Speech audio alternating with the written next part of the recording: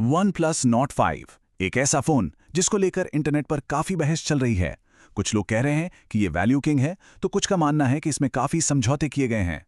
तो आखिर सच क्या है? आज हम इसी सवाल का जवाब ढूंढेंगे। तो देखिए, हम इस फोन की हर एक चीज को अच्छे से समझेंगे। इसके डिजाइन और डिस्प्ले से लेकर इसकी परफॉर्मेंस और कैमरा तक सब कुछ देखेंगे, ताकि ये साफ हो जाए कि ये फोन किसके लिए सही है और किसके लिए नहीं। इस फोन की कहानी ना थोड़ी दिलचस्प है। ये विरोधाभासों से भरी हुई है। मतलब एक तरफ तो ये बहुत ही प्रीमियम लगता है, लेकिन दूसरी तरफ इसमें कुछ ऐसी कमियां हैं जिन्हें आप नजरअंदाज नहीं कर सकते। और ये बात पूरी बहस को एकदम सही तरीके से बताती है। इंटरनेट पर आप देखेंगे तो दो टीमें बन गई हैं। एक टीम का मानना है कि ये एक जबरदस्त डील है, जबकि दूसरी टीम को लगता है कि OnePlus ने कुछ जरूरी चीजों में कटौती कर दी है। तो सवाल यही है, क्या ये फोन अपनी कीमत में सबसे बेहतर है, या फिर ये बस बहुत सारे समझौतों का एक पैकेज है? चलिए इस पहेली को सुलझाते हैं। अच्छा, सबसे पहले उन चीजों की बात करते हैं जो इस फोन को खास बनाती हैं। मतलब वो खूबियां जिन पे लगभग हर कोई सहमत है। देखिए, पहली नज़र में ही ये फ़ोन अपनी कीमत से कहीं ज़्यादा महंगा लगता है। इसका जो मैट फिनिश वाला ग्लास बैक है और साफ सुथरा कैमरा डिज़ाइन है, वो इसे एक बहुत ही शानदार फ्लैगशिप वाला लुक देता है। अब आते हैं इसके डिस्प्ले पर, जो कि सच कहूं तो इसकी सबसे बड़ी ताकतों में से एक है। स्क्रीन बड़ी है, कलर्स बहुत अच्छे हैं और 144 हर्ट्ज रिफ्रेश रेट के साथ ये मक्खन की तरह स्मूथ चलती है। वीडियो देखने या गेमिंग के लिए ये एक कमाल का एक्सपीरियंस है। और हाँ, एक्वा टच टेक्नोलॉजी भी है, जिसका मतलब है कि अगर हाथ गीले भी हों तो भी स्क्रीन अच्छे से काम करती है। और अब बात करते हैं इसकी सबसे बड़ी और शायद सबसे दमदार खासियत की, इसकी बैटरी 6800 mAh। ये नंबर अपने आप में ही बहुत कुछ कहता है। इसका सीधा सा मतलब ये है कि अगर आप एक नॉर्मल यूजर हैं तो एक बार चार्ज करने पर यह फोन आराम से, और मेरा मतलब है आराम से, 2 दिन तक चल सकता है। बैटरी की चिंता समझिए लगभग खत्म। और ये सिर्फ कहने की बात नहीं है। रिव्यू करने वाले भी इस बात पर बार बार जोर दे रहे हैं कि बैटरी लाइफ इसकी सबसे बड़ी ताकत है। तो अगर बैटरी आपकी पहली प्राथमिकता है तो ये फोन आपकी लिस्ट में सबसे ऊपर होना चाहिए।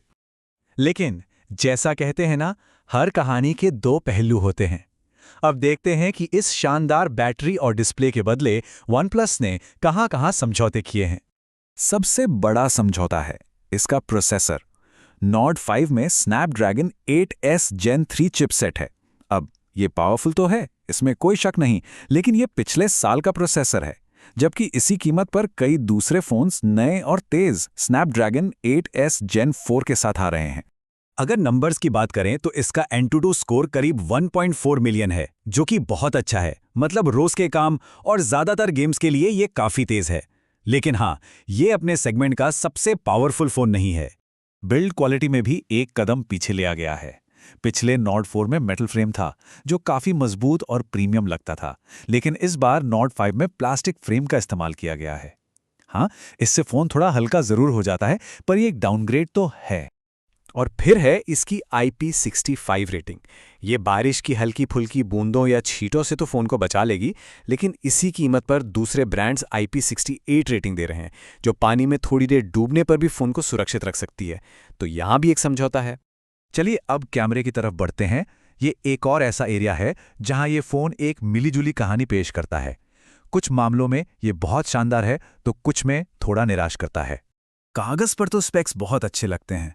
50 मेगापिक्सल का मेन सोनी सेंसर, 8 MP का अल्ट्रा वाइड और सेल्फी के लिए भी 50 मेगापिक्सल का कैमरा। लेकिन असली दुनिया में ये कैसा परफॉर्म करते हैं? अच्छी रोशनी में इसका जो 50 MP का मेन कैमरा है ना, वो कमाल का काम करता है। फोटोज बहुत शार्प आती हैं, डिटेल्स और कंट्रास्ट भी काफी अच्छा होता है। दिन के समय की फोटोग्राफी के लिए ये एक बहुत ही भरोसेमंद कैमरा है। लेकिन जैसे ही आप अल्ट्रा वाइड कैमरे पर स्विच करते हैं, क्वालिटी में एक बड़ा फर्क नजर आता है। 8 MB का सेंसर बस ठीक-ठाक तस्वीरें लेता है। उनमें मेन कैमरे जैसी शार्पनेस और डिटेल्स की साफ कमी दिखती है। पोर्ट्रेट मोड के साथ भी एक आम समस्या देखी गई है। ये कभी-कभी मुश्किल जगहों जैसे बालों या चश्मे के किनारों को सही से पहचानने में थोड़ी गड़बड़ कर देता है, जिससे बैकग्राउंड ब्लर उतना नेचुरल नहीं लगता। तो इन सभी अच्छी और बुरी बातों को ध्यान में रखते हुए आखिरी फैसला क्या है? क्या ये फोन खरीदना चाहिए? चलिए सब कुछ एक साथ समेटते हैं।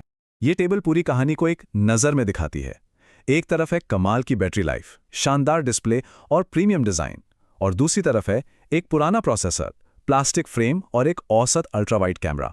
तो ये फ़ोन आखिर है किसके लिए? ये उस इंसान के लिए बिल्कुल सही है जो बैटरी लाइफ और मीडिया एक्सपीरियंस को हर चीज़ से ऊपर रखता है। अगर एक ऐसा फ़ोन चाहिए जो बिना चार्ज किए लंबे समय तक चले और जिस पर फिल्में देखना या गेमिंग करना एक शानदार अनुभव हो, तो ये एक बेहतरीन विकल्प हो सकता है। तो हम आपको इसी बड़े सवाल के साथ छोड़ते हैं। क्या इस फ़ोन की ज़बरदस्त बैटरी और डिस्प्ले इसके प्रोसेसर और बनावट में किए गए समझौतों की भरपाई कर देते हैं? इसका जवाब आपकी अपनी ज़रूरतों और प्राथमिकताओं पर निर्भर करता है। हमारे साथ जुड़ने के लिए धन्यवाद।